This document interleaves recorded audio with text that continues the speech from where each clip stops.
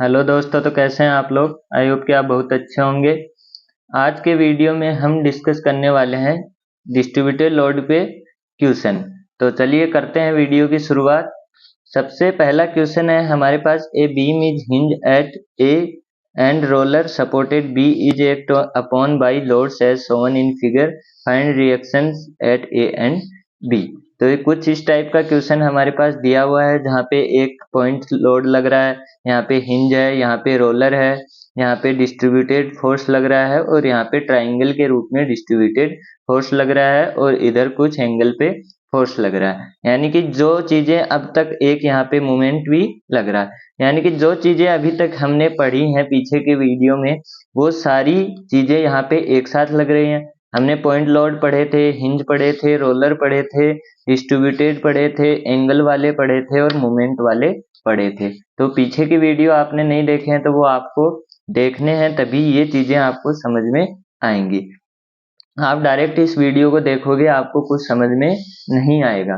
तो यहाँ पे सबसे पहले हम क्या करेंगे, सबसे पहले हम इन लोड को क्या बनाएंगे, पॉइंट लोड बनाएंगे। पॉइंट लोड बनाएंगे तो यहाँ पे हमारे पास इसका एरिया कितना है, इसका एरिया है 4 इंटू हाइट 1।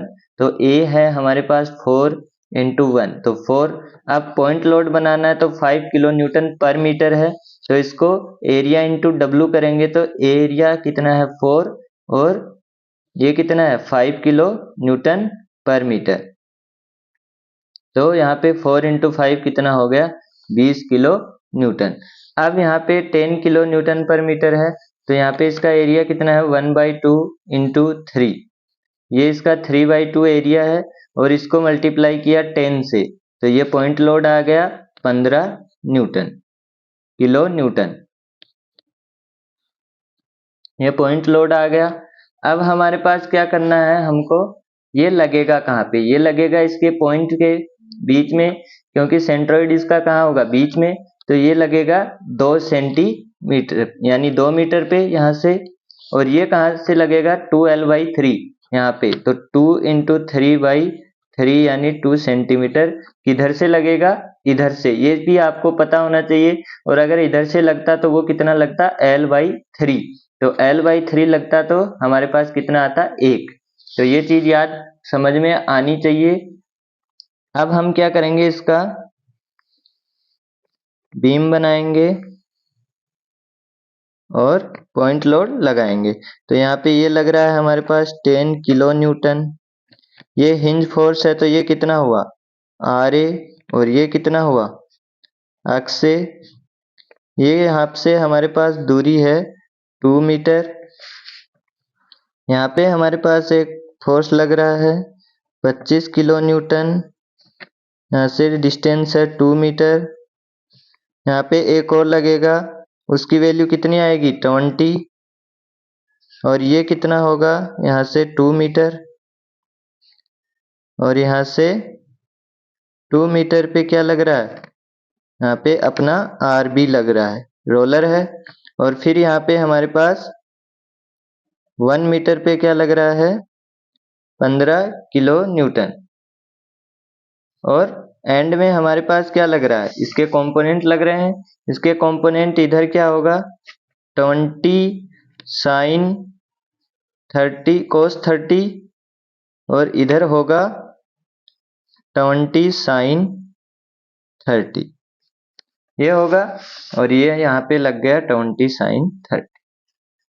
यहाँ के डिस्टेंस होगी 2 मीटर। ये चीज इतना बनाने के बाद आपका क्वेश्चन हो गया। प्रॉब्लम कहाँ तक रहती है, यहीं तक। पहली प्रॉब्लम क्या रहती है, पॉइंट लोड नहीं बना पाते। पॉइंट लोड बनाने के लिए क्या करेंगे, एरिया इंटू उसकी जो हमको दिया हुआ है कितना न्यूटन पर मीटर है। फिर क्या करेंगे, उसकी डिस्टेंस, डिस्टेंस कैसे निकालेंगे, सेंट्रोइड से। सेंट्रोइड जहाँ होगा वहीं पे उसकी डिस्टेंस होगी। ये सब निकालने के बाद ऐसा डायग्राम अगर बन गया, अब आपका क्वेश्चन पूरा सोल्व हो गया। अब अक्ष में लगाएंगे, तो अक्ष में लगाएंगे तो अक्ष ये पॉजिटिव में है और ये नेगेटिव में है, यानी 20 कोस 30 इजिक्वल्स टू 0। तो ये कितना आ गया अक्ष से इजिक्वल्स टू, ये वैल्यू हो गई हमारे पास 20 कोस 30 क्या होता है √3/2, तो ये हो गया 10√3। Kilo Newton. किलो न्यूटन लिखना जरूरी है।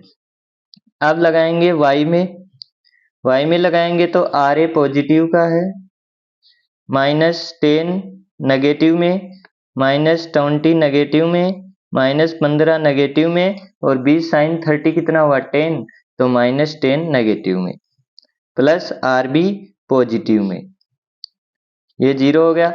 अब मैंने 25 किलो न्यूटन क्यों नहीं लिखा, क्योंकि ये अगले ने क्या दे रखा है, मोमेंट दे रखा है, ये मोमेंट है, तभी इसको यहाँ पे उसने ऐसे करके दे रखा है। इसको हम फोर्स नहीं जोड़ेंगे, इसको हम मोमेंट में जोड़ेंगे, ये आपको आगे समझ में आएगा।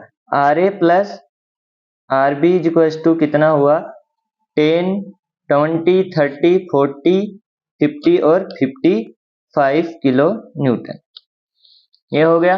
अब हम इसका क्या लगाएंगे, मोमेंट लगाएंगे। मोमेंट लगाएंगे तो यहाँ से अगर मोमेंट देखेंगे तो इन दोनों का 0, -10 इंटू 2, -10 नीचे की तरफ ले जा रहा है, 10 इंटू 2, यहाँ पे 25 प्लस में 25। ये 25 क्यों है, क्योंकि ये इसको कहाँ ले जा रहा है, ऊपर ले जा रहा है। आप देखिए ये पेंसिल है और पेन है, इसको मैं ऐसे, ये हमारा फोर्स है, तो इसको मैं कहाँ लेके जा रहा हूँ, ऐसे ऊपर लेके जा रहा हूँ। ये हमारा मोमेंट इस तरह लग रहा है, इस तरह लग रहा है, तो ये इसको कहाँ लेके जाएगा, ऊपर लेके जाएगा। तो ये 25 हो गया। ये 20 है, नीचे लेके जा रहा है, कितने पे लग रहा है, -20 इंटू 6 पे, प्लस Rb इंटू 8, -15 इंटू 9 और -10 इंटू